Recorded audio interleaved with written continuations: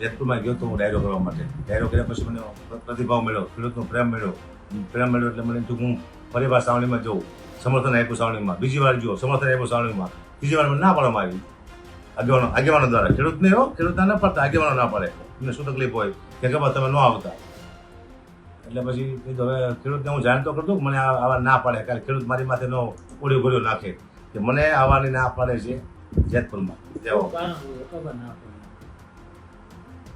ના પાડવાનું કારણ ખબર નથી પડતી શું કારણ છે. ના પાડે છે કંઈક તો કારણ હશે જ નહીં. કારણ કે મિટિંગ કરે છે એટલે કે તમે ના પાડી છે. મિટિંગ તો જાહેરમાં થવી જોઈએ, બધા ખેડૂત સાંભળીને થવી જોઈએ, લાઈવ થવી જોઈએ મિટિંગ ને વિડીયો ચાલવો હોવો જોઈએ લાઈવ. સાનિમાની મિટિંગ શું લે કરવાની? એવી કેવી મિટિંગ કરો તમે? ખેડૂતને ખબર ન હોય એવી? ખેડૂતને ખબર હોય છે તમે મિટિંગ, તમે આગેવાન છો.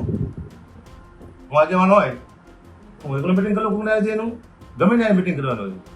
આખી સમિતિની મિટિંગ કરે તો લાઈવ થવું જોઈએ, એમાં શું બોલે છે બધાને ખબર હોવી જોઈએ. એવી મિટિંગો કેવી છે ખાનગી થાય?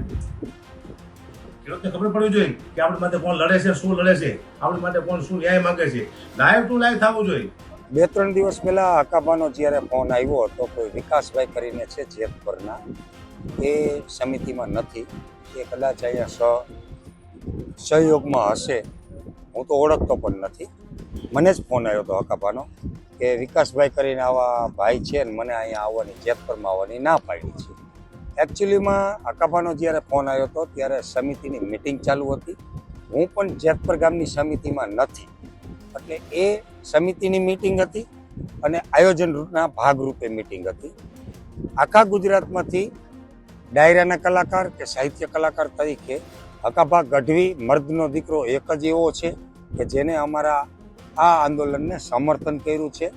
હકાભાની જાંબાજીને દિલેરીને સલામ છે.